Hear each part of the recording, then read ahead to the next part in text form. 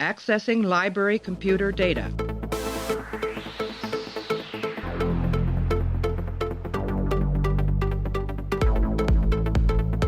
Out there are no saints.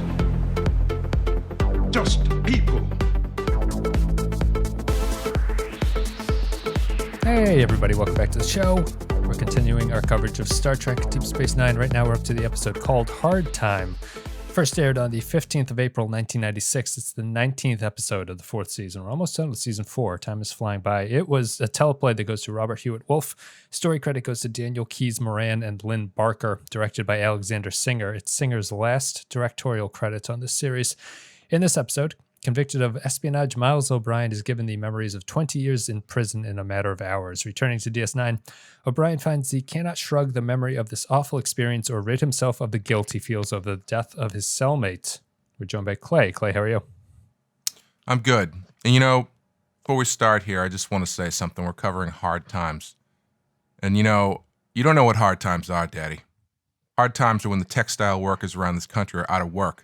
They got 4 or 5 kids and can't pay their wages, can't buy their food. Hard times are when the auto workers are out of work and they tell them to go home. And hard times are when a man has worked a job for 30 years, and they give him a watch and they kick him in the butt and they say, hey, a computer took your job, Daddy. That's hard times.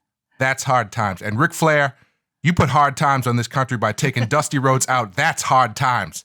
And when we all had hard times together, and I admit, I don't look like the athlete of the day is supposed to look. My belly's just a little big. My hind is a little big. But brother, I am bad, and they know I am bad. That was originally cut from the Bar Association episode where Clay really sort of ranted about unionization. We're also joined in a sort of roundabout way. We're joined by Patron Matt, because Hi. I say roundabout way because although we no longer do the Patron guested episodes, some people had booked episodes, so I'm still going through those. And you had booked Hard Time a very long time ago.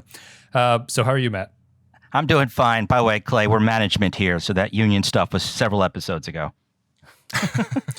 We're going to be talking about Hard Time, which is a sort of horror show dark companion piece to The Inner Light from TNG. We're going to be talking about O'Brien living a lifetime that he never actually lived.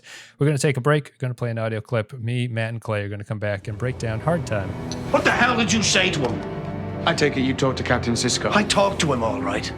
He relieved me of duty. It's for the best, Miles. How do you know what's best for me? You have no idea what I've been going through. You're right. You were alone in that cell.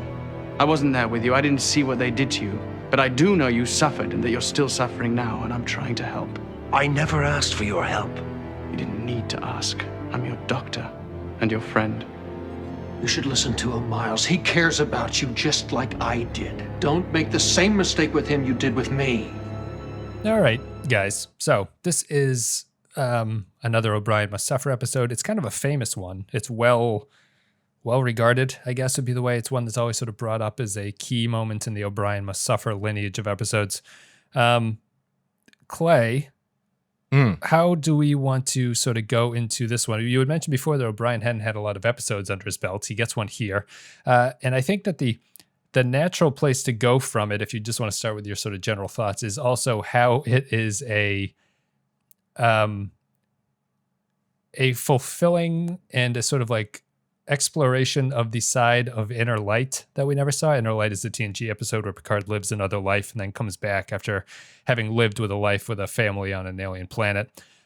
This is all the aftermath of that, and TNG did away with the aftermath by brushing it under the rug. DS9 is more interested in the aftermath, I think, which is kind of fitting for the series. But what do you think about it in general? And then we'll go to Matt for your thoughts. Well, this seems like the worst possible package you could choose if you go to Recall from Total Recall. Yeah. You have the the trip to Mars, the secret agent, the adventurer, and then the 20 years in prison package. I don't know. I really liked the idea, but I was kind of bored by this episode. Mm-hmm.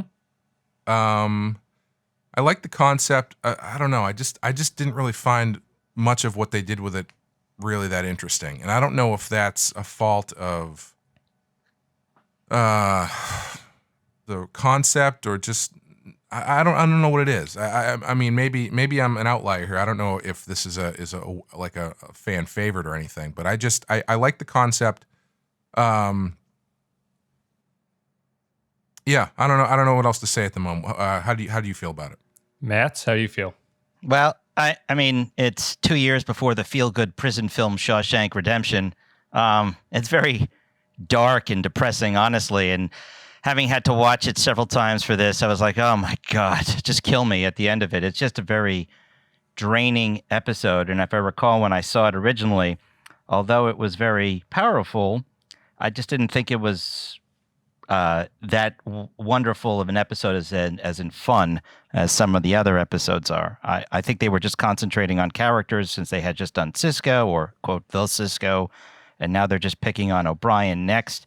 And what the part is that makes it weird is I remember seeing it and then seeing the next week's episode, which I know we're going to be covering eventually, Shattered Mirror, and I actually got confused because here is O'Brien as a wreck.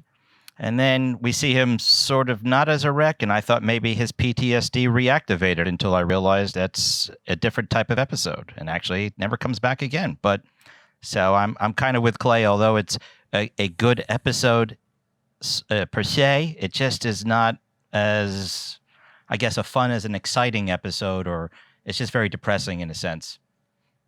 Yeah, I think I like the beginning and I like the end. But I think the middle just kind of was really dragging for me. I don't really know if they explored.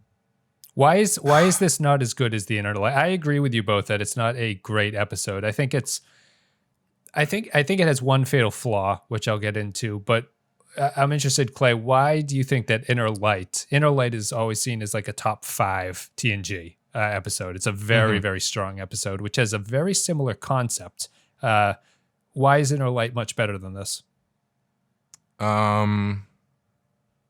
Well, I think partly because with Inner Light, you're spending your entire time in that world, and you are getting to see Picard live this alternate life, and you get to see all the ups and downs of that, and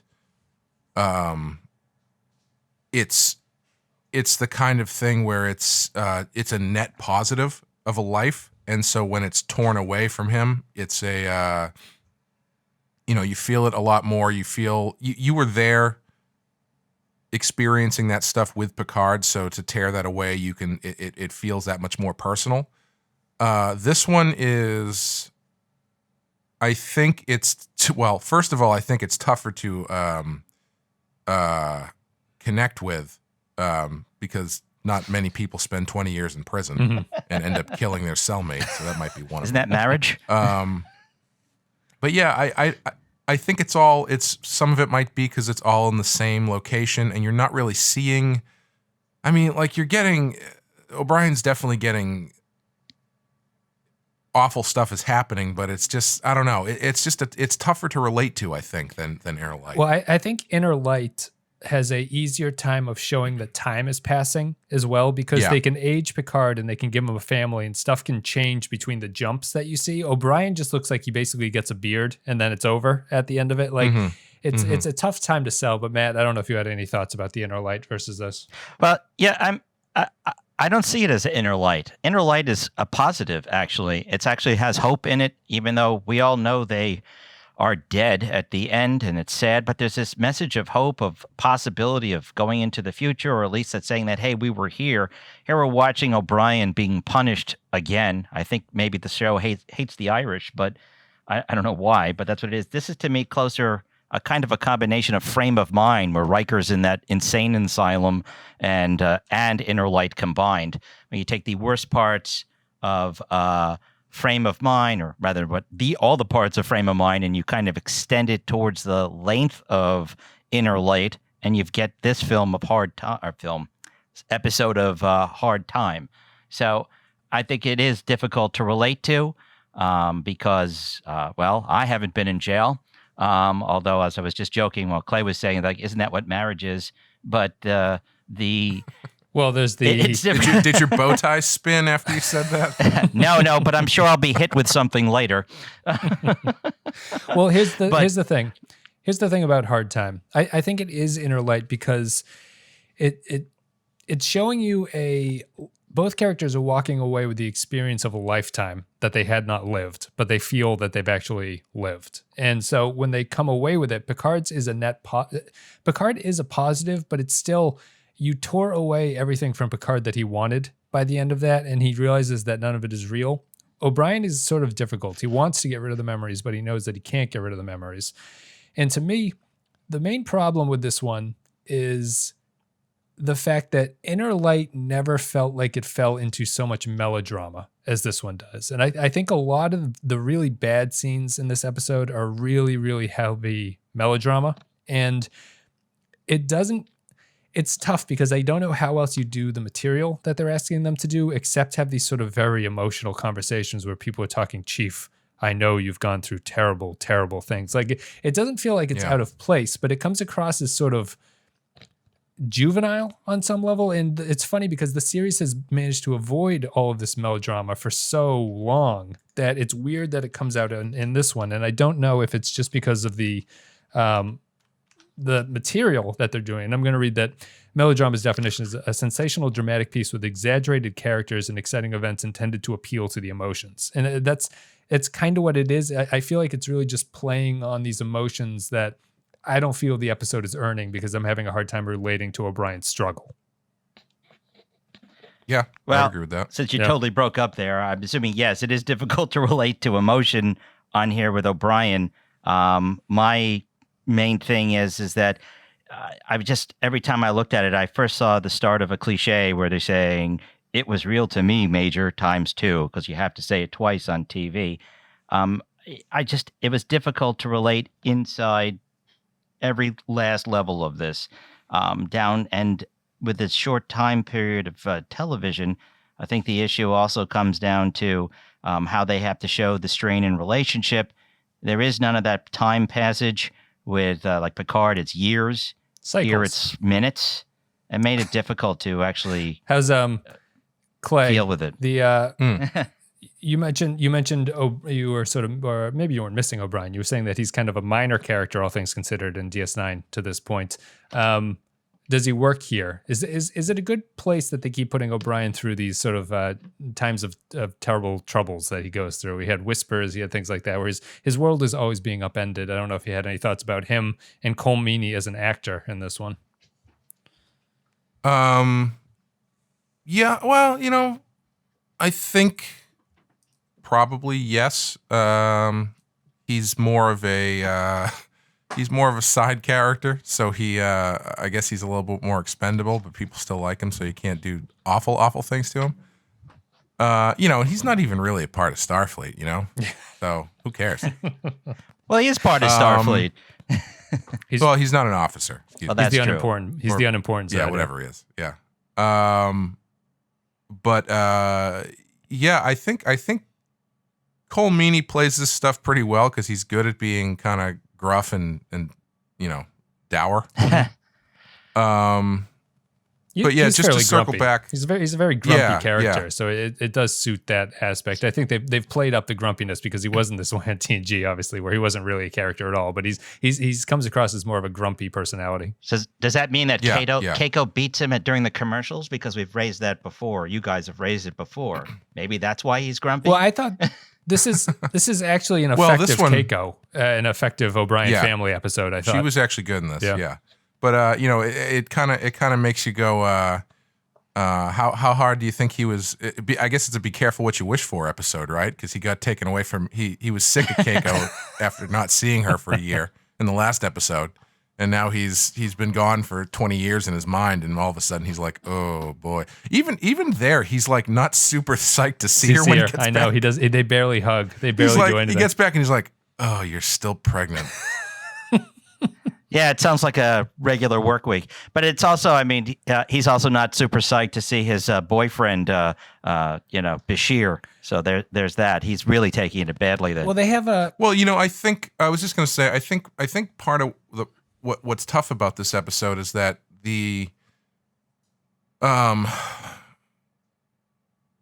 it's a lot of telling, I think, about how awful his time was and the things that he's dealing with. Whereas in Inner Light, you're getting shown everything. Yeah, it's more there's not a lot of cinematic. exposition.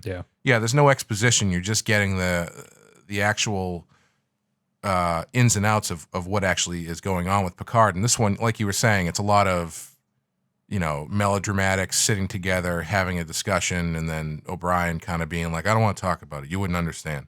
And I feel like that's kind of why they had to manufacture this ghost that kept popping up. And I understand the point of the ghost, but I think they could have, well, I don't know. I guess you need something like that. I was going to say, I wonder if that ghost is actually even manufactured by the aliens. I mean, they did say is that you'd have a prison experience of something along the lines in your mind, but I'm wondering if that's not someone, or it's an amalgam of several characters that Miles had seen in other things. Maybe it's someone he couldn't save on that Setlik 3 incident, or something else. Well, do you think that the aliens, if they do insert it or they don't, the point of the alien is actually the most interesting part of the episode to me, and they don't really touch on it. But O'Brien has this thing at the end where it's a very meta line of dialogue where he's talking about, like, when I was growing up and when I went through the academy, they told us that humanity had evolved and we no longer had like rage and sort of anger and murderous impulses. And what the aliens have done through this punishment system is they kind of break you as a person. Like, I don't know if this is what the aliens plan to do, is that like we will make you suffer to the point where you will give up on everything that you believe in. And if they do, it's a very dark and twisted punishment system that this alien society has. And if they don't, I think it's nicely symbolic of a DS9 take on how the inner light system would work on somebody. Like in TNG, Picard can walk away from it, but the DS9 version is more interested in showing you what O'Brien has come out of it and how it has actually, what is shown about O'Brien, and it's not always a good thing. All right. Well, I mean, I still don't. I know what everyone says. It's all inner light, and I understand that. But I had several problems with even with this punishment system. How is this going to actually prevent future crime if even in part of you knows that it's fake? And even that the cure of just time also bothered me in relation to this. Did Bashir not hear about Pulaski's selective memory erasure? I know they mentioned it because I have to erase his entire mind, but I don't. It just seemed like convenient for that. And this idea, that was an experimental treatment. Something. That's an experimental treatment. Something. Well, it's not in the show. That's true. Someone else wrote this. I didn't write this. Well, here's the thing about the punishment of the system. Wouldn't you say that modern prison systems are more about punishment than rehabilitation? Well, yeah, I would say they are about punishment because rehabilitation, or correction, as they called it in New York, the departments of correction, that's a jokey misnomer. I don't see them correcting anything. I mean, I guess you could say that this is the same for here, that they're correcting bad behavior for things that they've done, but is not effective. I mean, it is possible. I'd argue they're not. I'd argue they're not correcting. The alien system is a sort of exaggeration of what I think the current prison system is, which is you are going to be punished instead of rehabilitated. And they do that in a very effective way where they say we cut down on costs by not having to have to hold people for 20 years. We just have to do it in a matter of hours.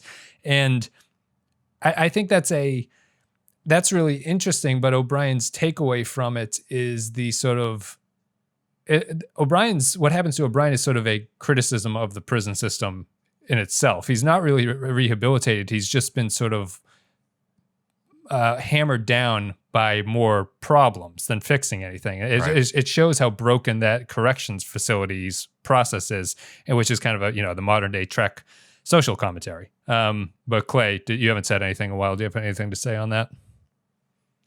Well, I think the interesting thing about the approach there is that, and the way they handle it in the episode is that I think it's good that they mentioned the not being able to erase the memories thing, because if they could, then you have the problem that you said, Matt, which was if they know it's not real, then why is it going to stop them from doing anything? But I think the part of the point of the episode is that or at least what they're driving to, is that it is so real. Like it is, even though he knows it's fake, he still can't get over how real it feels. And that's going to be torture for anybody. And I think if they, after they kind of take memory wiping off the board, they basically just treat it as though like, yeah, this actually happened to you and you're going to have to try and work through it. Everyone has to treat him like it happened. He just has to deal with it. Yeah, no, I totally understand it. But that's also, again, what makes it difficult to get into, I think. It's torture not only for O'Brien, but in a sense we're experiencing with him, which does make it a good episode that you can emote with the characters. But it also just makes it difficult to watch. And it's not one of those like, hey, you know what? I'm going to go watch Hard Time versus like, do you want to see Inner Light or Hard Time if you're just watching it as an episode? I think that's also an issue. See, it's funny. I find melodrama to me is kind of like the definition of pornography, where it's like I couldn't really describe it, but I know it when I see it. I kind of feel it when I see it. And this episode makes me cringe a little bit. Like there's a little bit of cringiness to it that something like the Inner Light doesn't have. The Inner Light actually makes me feel sort of a genuine emotional reaction, and the just the scenes where O'Brien is like, you don't know what I've gone through, and not to make light of like post-traumatic stress, but it's because you don't see the experience for him well enough, it never comes across as though it's like a really layered thing. And the 20 years are too much of an intellectual issue of the episode. You don't feel it. You just have to intellectualize that he's been gone for 20 years and that this is the memory. And he actually, for what his punishment was, he came out pretty well of it. Like for basically being in not solitary, but he's in like a 1-cell room that he's never let out of for 20 years. He comes out fairly healthy in the end of it. Like it's not the broken man that I would have expected to come out of it. I know you can't do that in a TV episode, but it lends to the thing of I don't really believe that O'Brien went through this on some level. Yeah, and it's weird that seeing the aftermath is somehow less effective than seeing the stuff that happened. Like I don't know if that's maybe just the way that they chose to deal with it, but I think seeing the aftermath of this is more interesting than seeing the aftermath of Inner Light, because with Inner Light, like the dramatic crescendo comes when they pull everything away, and like I don't think there's a lot of really interesting dramatic aspects of like just cutting to Picard just crying someday. Yeah. Because he just remembered his family that was not real. They kind of do that at the end. It's the ending scene is him hugging the flute. So, but it's like it doesn't stretch it out. Yeah, yeah, but it's not something that they really deep dive into, you know. Whereas this one, they try to do it, and for some reason, I don't know if you need to have both. I mean, like this one is inherently more interesting because there is a comment to be made, as you were saying, about the prison system and how. Rehabilitation versus punishment and all that kind of stuff. But I never really feel like they get into any of that, and they also don't really get into any of the sci-fi aspect of the fact that these are fake memories that appear real. Mm-hmm. It's just sort of him moping around and not really learning how to trying to learn how to do his job again. And I don't know. I'm not sure what the answer is in terms of what I would rather see from this. Well, here's a question for Matt that maybe will flesh that out. I feel, and I think there's an argument. I was just going to say is though I think actually Picard has a better relationship with his flute than his wife, than Miles with his wife. But it's you know, in a way. You could almost argue this is what the mental attack of the redone Prisoner show was supposed to be, where it's all in your head. By the way, it was absolutely terrible. But I don't even remember that aspect of it. That goes to show. I do, now that I'm rewatching it and listening to the podcast. But yeah, the sci-fi aspect is kind of lost here, and it's more of that emotional drama. I wish I was more to it than I could say, except some nitpickery. But it was just, I don't know. It was something hard to to see that the punish. A lot of people that I've read online, because I was looking into it, they said like they like the fact that you don't know what the punishment was for, except I don't know, maybe he saw their new iPad designs or something. But it's just so heavy, and you just see him, as Clay just said, moping around, going like, "Oh man, now I gotta go do this, and I just want some quiet. I don't want to color with my daughter or something like that." I don't know. It just. Well, yeah, it's interesting you bring up the prisoner, because it's kind of like if there was an episode of The Prisoner where he got out for real and then went back to MI5 or, whatever, wherever he was working. And they were like, "So tell us what happened." And he's like, "I don't want to talk about it." Right. And then the rest of the episode is just Patrick McGowan being an asshole to everybody, but not really getting into why he's being an asshole. Yeah. I feel like it's kind of that, where it's like there's not enough there for you to really sink your teeth into why he's so PTSD. Mm-hmm. He has so much PTSD. Maybe there are checks there. Well, yeah, because the stuff. Maybe they're checking some polls in the station. Yeah, the stuff that you're seeing when he's in prison is just kind of hanging around. But it's what I was saying though. It is horrible. Like you would want no one to go through what he went through. Oh, but yeah. It's hard to viscerally feel what he's going through. It's a very hard sell to get that across. Yeah, I agree. And the thing, I don't know if the cellmate is a good addition or a bad addition, because the cellmate's too happy through the whole thing. Mm-hmm. So it's kind of like, I mean, is the driving point, is all of his PTSD built like hanging on the fact that he murdered this guy, or is it accumulation of everything? It's got to be an accumulation of everything, right? But they're using the death of that guy as the sort of straw that broke the camel's back for him, right? So then you agree that each art is an amalgam of several different experiences. No, well, I mean, so what's the answer for both of you? Is HR a part of the alien prison construct program? Is he designed by the aliens, or is he O'Brien's psyche trying to keep himself sane through this whole process? Are you talking about after he gets out? No, I'm talking about during the prison program. Yeah, I think he's a construct of the program. So yeah, the programmers made him to. Why did the aliens insert him as part of the program? Well, I mean, because what he ends up doing to him is the thing that breaks him. They stop feeding him to the point where he flips out and kills him, and then they immediately start feeding him again. It's very much it seems like a controlled method of torture. Okay, so the counterpoint that I'm saying, just so everyone's aware, is that O'Brien's mind, as he's dealing with this imprisonment thing, creates this character to sort of keep himself company and keep himself sane. And it's his mental break comes when he is completely broken. And as he said, the O'Brien that you knew back then died in that prison when he kills him. It's like his own sort of mind breaking is the way that you could see it. I think those are the two options, and I don't know which one is really the better explanation. I could go with either one. So do you think when at least his cellmate wasn't his wife. Yeah, well, they want to talk. So So do you think that when he says initially that he was just by himself, that he's actually telling the truth?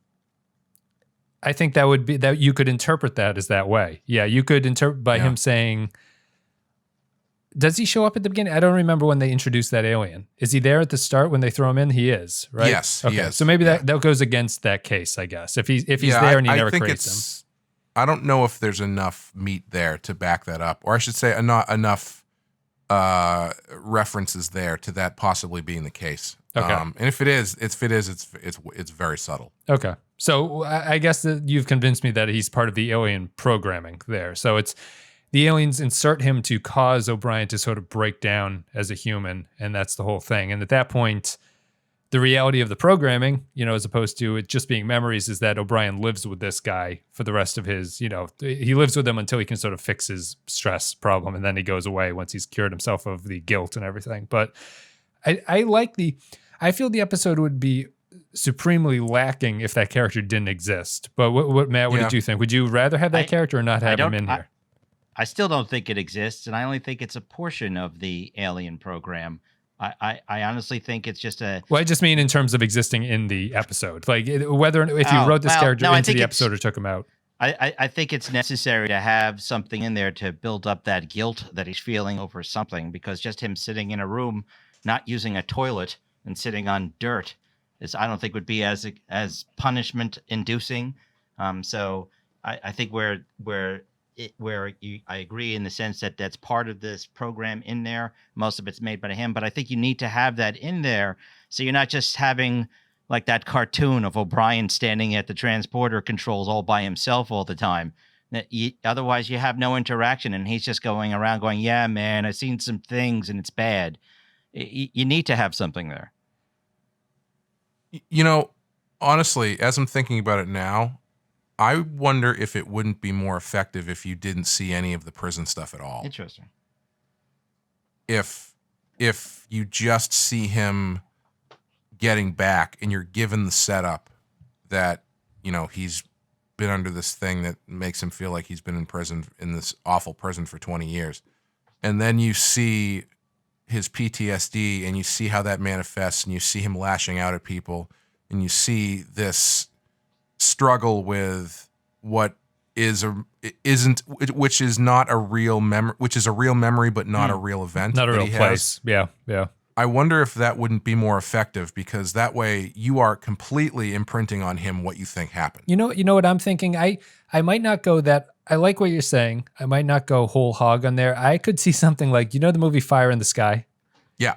You know, when he gets abducted by the aliens and it's sort of this smash cutting, quick cut stuff of things that he's seeing. There's like no building on the scenes. Like if you inserted very short, sort of smash cutty, quickly edited stuff like that into just moments of O'Brien existing on DS9, I think that would be really effective. You mean just like, to see the cell. You mean like every now and then he has this weird flash of him having sex with a Klingon and then like bones being cut and stuff? Please, that's torture for us. Yeah, maybe I just disproved my argument by bringing that up, but getting a wet sheet placed over him and everything. Yeah, I agree with you though. I think that's probably a more thematic way to deal with it if you don't actually show it, because it isn't a place that really exists and it's only in O'Brien's mind. And also, I think that also works with the other characters too, because the part of what happens between these characters is that he's dealing with a real memory, but they're trying to deal with it's like dealing with anybody that says something happened and you know that it didn't happen. So you're telling them, well, that didn't happen, but they believe that it happened. So they're trying to deal with him knowing that what he's saying is quote unquote unreal, but which makes them have absolutely no context or no understanding of what he's going through. And you're talking about like Cisco and Bashir. And Bashir and Keiko and everybody else. So I think putting the audience where in Inner Light, you're putting the audience in there with Picard, so you can feel his world shattering at the end at a maximum dramatic level. I think not putting the audience in with O'Brien and putting the audience in with everybody who's interacting with him when he comes back might have done it equally in the opposite direction. You know what I mean? So you are now empathizing. Empathizing. Don't go for that word. It's a tough one. Anonymous. You are now feeling like you are part of the understanding of the characters who do not understand what's going on and are just seeing O'Brien freaking out, you know, and trying to help him, but not completely knowing what the problem. Well, here's just a question: Matt. Does he snap at Dax because she's just useless, or is that part of his PTSD? I think the bigger question is, since when do you put plates into the replicator and it just does the dishes for you? I'd like that at home. So does that mean, is it like the replicator, is it like breaking everything down and reusing the turns material? It into energy. Yeah. They recycle it. Yeah. They also just, when O'Brien is drunk, he just urinates into it and it causes that matter reconstruction. So nice chicken soup there. I'm not gonna make one of the patrons made a good comment about it, but the thing I will say is that it ties into seeing everything from the perspective of the other people. I think the episode is actually more illuminating of the other characters than it is of O'Brien in a lot of ways. Like how they deal with O'Brien is very interesting. I love the Cisco O'Brien scene in the ready room. Cisco has a very unique fatherly role in a way that the other captains to this point don't. And it's sort of branching off of that and building off of that. It's a really good scene between them. I think the O'Briens actually seem like a family in this episode. The most effective O'Brien breaking down is when he yells at Molly, in my opinion, which actually works. That's a very, very good scene. And outside of that, the Bashir interaction with him is all very fleshed out. I just feel that the character interactions outside of O'Brien interacting with these other characters, I feel like I learn a lot about how the other characters operate in regards to O'Brien more than O'Brien himself. I really liked the scene where he was trying to play darts with Worf. Yeah, and Worf's trying to be a good buddy. Yeah, and he's like, do I need 117 or 200? And Worf's just like, I have no idea. It's a good character beat for Worf. Worf is there to be a good friend. If you need a good friend, Worf is willing to hang out.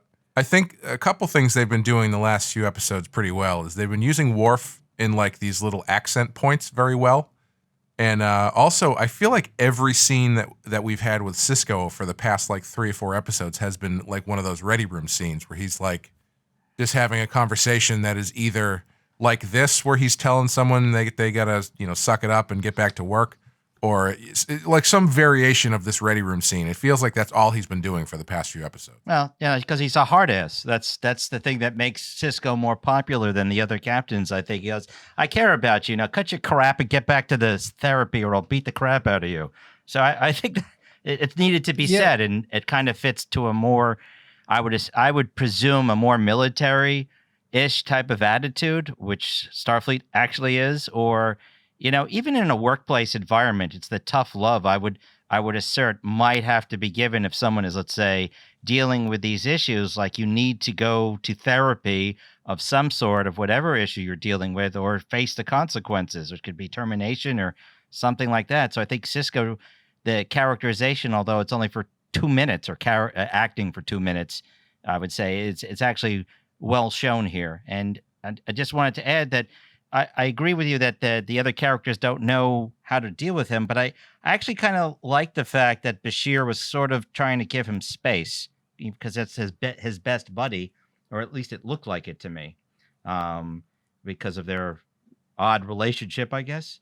But he also screwed over O'Brien more than anybody else by saying that he was unfit, which is the strongest action that any character takes against him. Well, that's his job, is to do that. I mean, it's sometimes.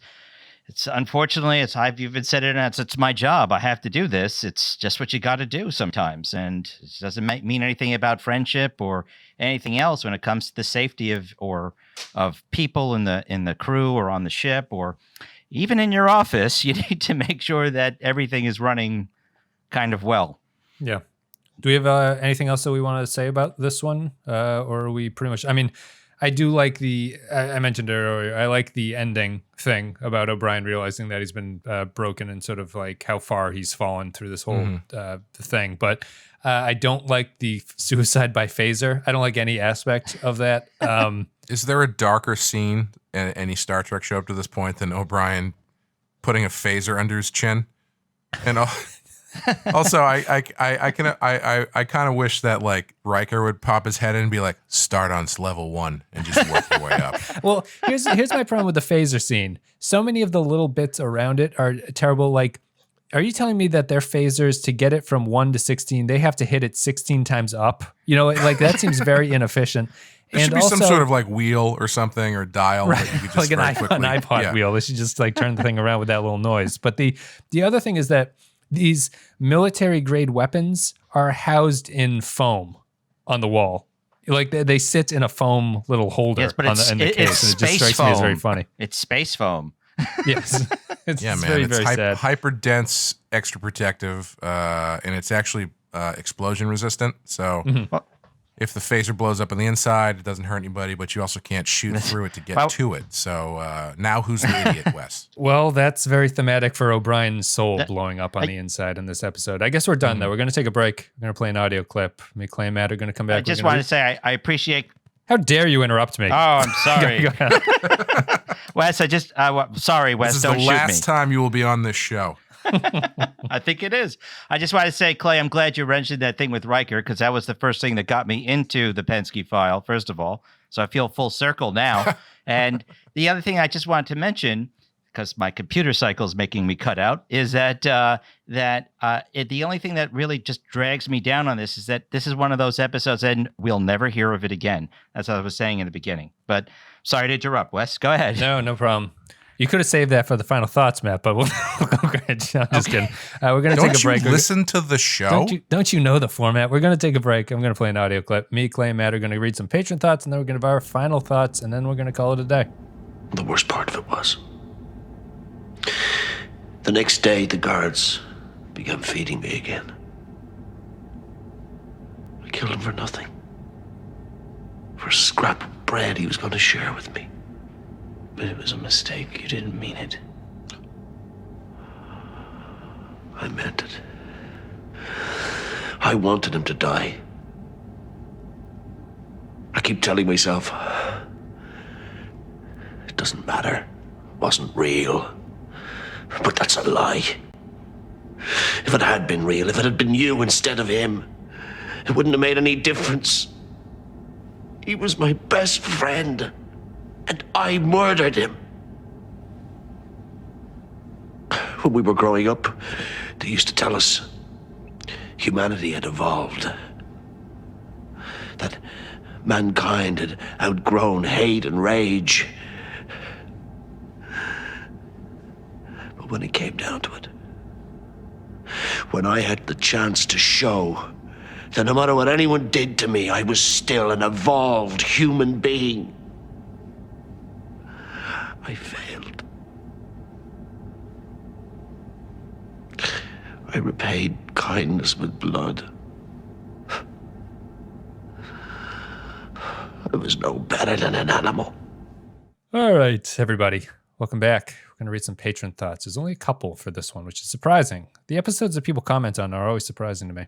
Hard Time by Holly McLaughlin says, the writing staff is to be commended. They did a very good job with their portrayals of both PTSD and suicidal ideation in this one. Suicide is the biggest danger when the person starts convincing themselves that everyone they love would be better off without them.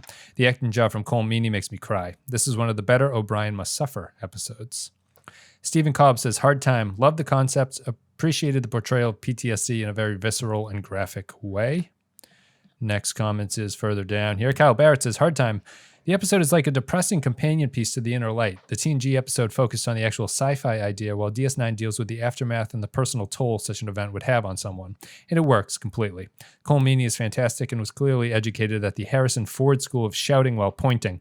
His breakdown and suicidal scene was tough to watch because it felt earned, and Meany was better than he's ever been before. It was really emotionally effective and cements that O'Brien and Bashir's relationship is the best in Star Trek.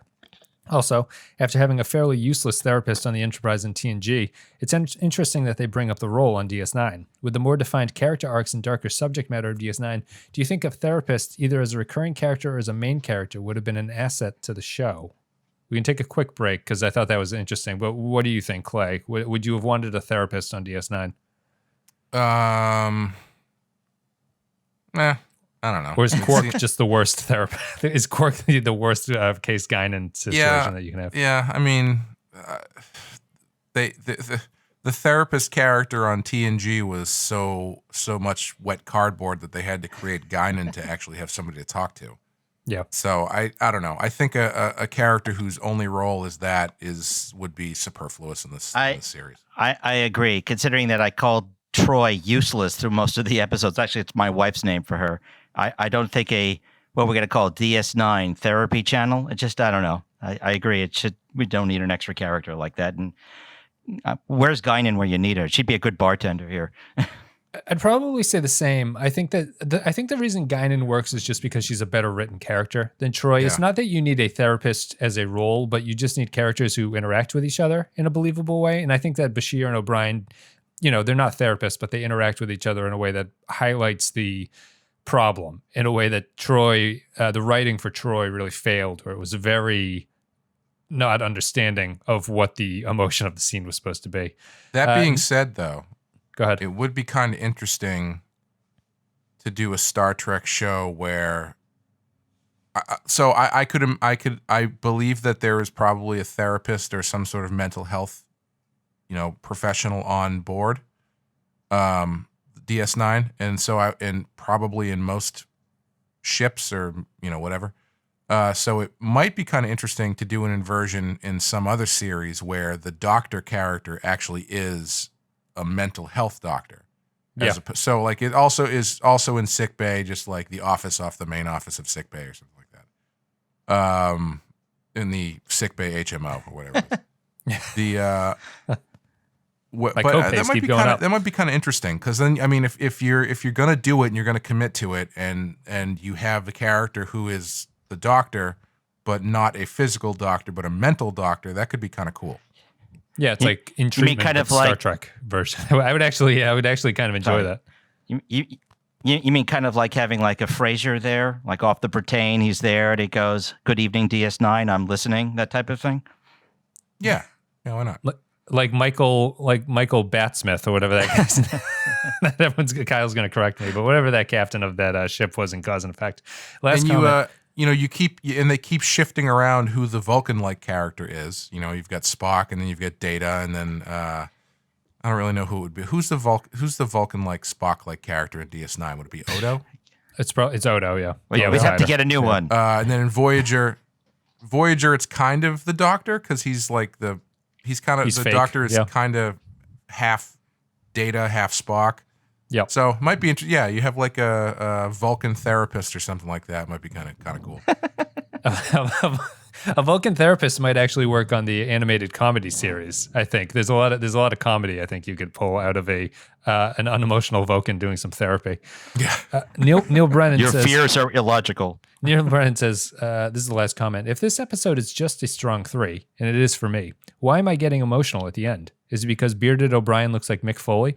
Or because, like any good Irishman, what pushes him over the edge is poor bar service? Or I thought that was a very good joke.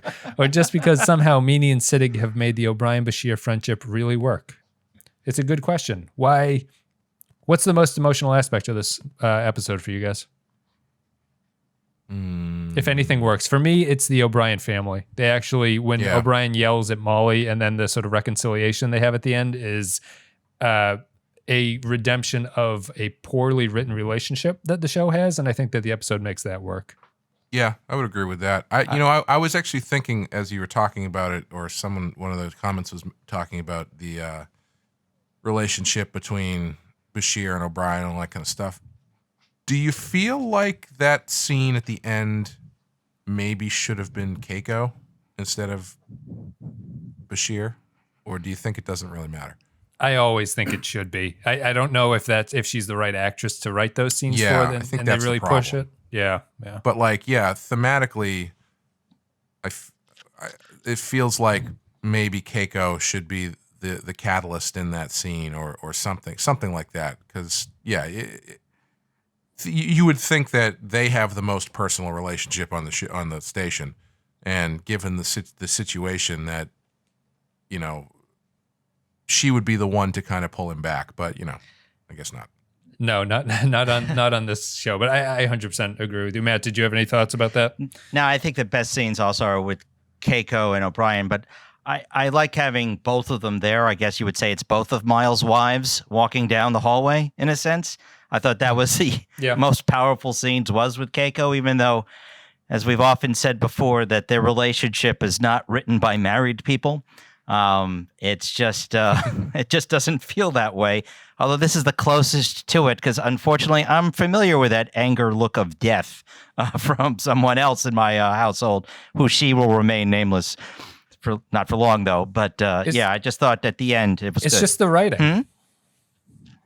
Well, it's just the right. Like The other scene that works for me is the one where Keiko wakes up in the middle of the night and O'Brien is sleeping on the floor and she gives him a blanket. Like, there's no dialogue there, but you can sell their relationship by she gives him the blanket on the floor and you understand why he's doing it. Those are good scenes. And the scene where he yells at Molly is a good thing. It's just, it's not, you don't need to write their relationship as though you're doing some sort of, as Clay had said earlier, some sort of like honeymooners sketch. Like, just write them as believable people doing things like that, and it works for me. Yeah, just write the same scene you'd write with Bashir and then go back and find and replace all the Bashirs to Keiko. Copy also, paste. Is there a more overused shorthand for just got out of prison than that cut to, oh, I'm sleeping on the floor because my bed's too soft? I feel like that's every single thing does that. It's I'm trying to think of some. Or you could be sleeping on an island, like Tom Hanks in Castaway. Same thing, sleeping on the floor. Yeah. You know what the most, to me, what the most emotionally draining part of the whole prison experience in that prison would have been? The fact that they have a sort of like cleaning system that resets everything you've done. Yeah. Which is, I imagine I thought that was a really nice touch, and that would drive me absolutely bonkers if I was in that situation. But it is neither here nor there. Anyway, let's go to final thoughts. We'll start with you, Matt, as the guest of honor today. On a scale of 1 to 5, what are you going to give Hard Time? I'm going to give this I'm going to say a strong 3, 4. I'm going to give it a 4, just by like a weak 4. It's a very strong character piece, but and training, and it does kind of give us more insight into Miles and his PTSD. But knowing where it fits in the entire story, I can't give it a higher number, but just for acting, it gets a 4. But the story in itself is like a strong 3 for me. If that makes any sense, 4-ish. Clay. It does, yeah. Week 4 for Matt. I would say it's a strong 3. I feel like this is in line with the other 3s that have popped up recently, where it's it's got some really good stuff, and then but it doesn't totally hit the net as much as the 4s and the 5s have this season. Yeah, I feel it's a 3, and it's the most frustrating of the 3s so far. Where the other ones, I was like, yeah, this is going to be a 3 going in. Like, it's a Ferengi episode. This is going to be a 3. I know I'm not expecting big things. I feel that the concept is a little bit let down here. I like the idea more than they actually executed on it. And that's a little too bad, but it's certainly not bad. I would have toned down the melodrama. I liked Clay's idea of not showing any of the prison scenes, or at least less of the prison scenes.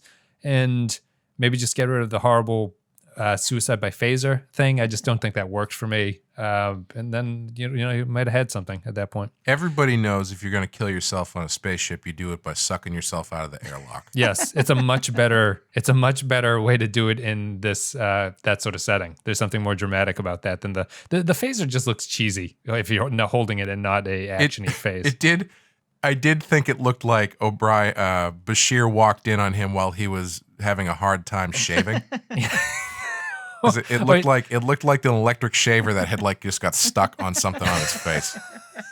It's very dainty. It doesn't have the sort of that sort of visceral thing to it that a real gun would actually have. And either that, or it looks like he's eating a very dainty croissant or something that got stuck under him. Would you have like a revolver from his Irish heritage that just happened to come in at the same time he was out of jail, something like that? Yeah.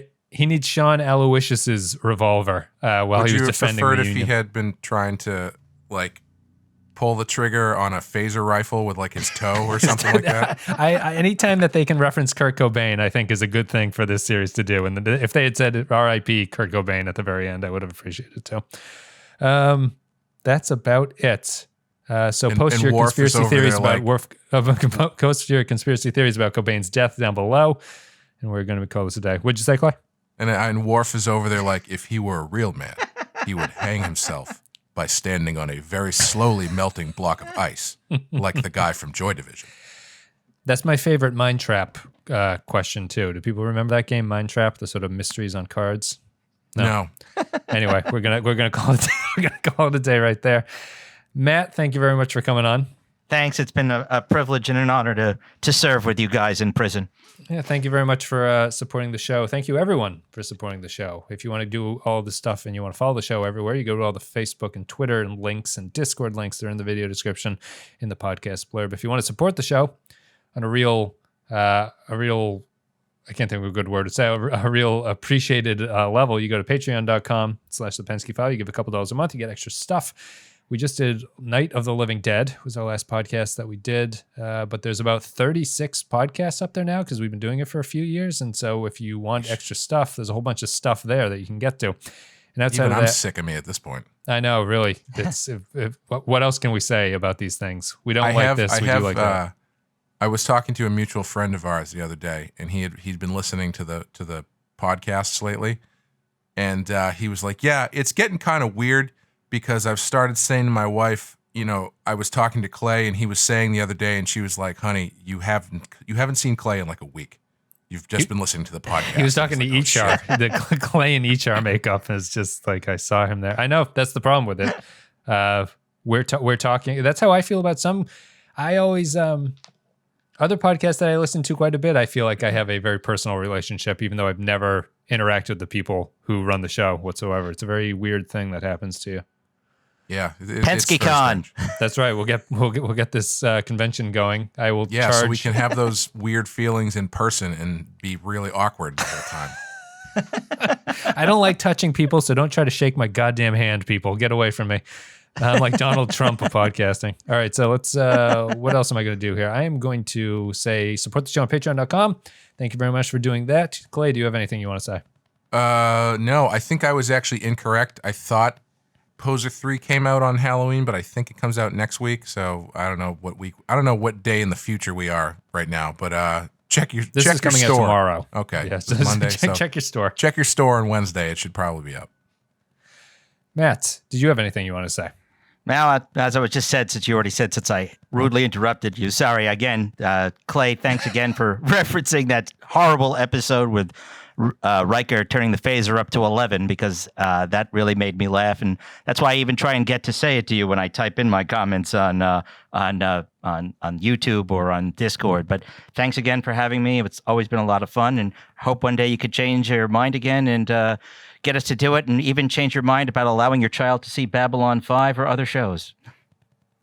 Yeah, well, once the kids are in college, I can open up the microphone thing as a microphone to all the patrons again. If the show is still going at that point, Jesus Christ. Are you expecting like a certain point where your kids are just rejecting taking over the podcast for you? Like they want to go do something else, like have a real job, and you're like, no, you have to follow in your father's footsteps. Have you finished your EQ exercises yet, Alistair? I don't think you have. I want to go to law school. People need to know. The people need to know how Star Trek Discovery ended up being 10 seasons, and I don't have the strength to do it. Hey, according to Midnight's Edge, Discovery has already been canceled, and they're just running through the whatever it is. But I'm not going to talk about that on the podcast. Go to Discord if you want to hear me talk about that kind of stuff. All right, I'm going to call it a day. I think we're done. The next episode is, I'm going to click this. It's the Mirror episode, right? Shattered Mirror. We're back to the Mirror universe. All right, Matt, thank you very much for coming on. Clay, thank you. Yeah, thanks for having me. All right, guys, we'll call it a day here. Thank you very much for listening. Thank you for supporting the show, and we'll see you next time with Shattered Mirror.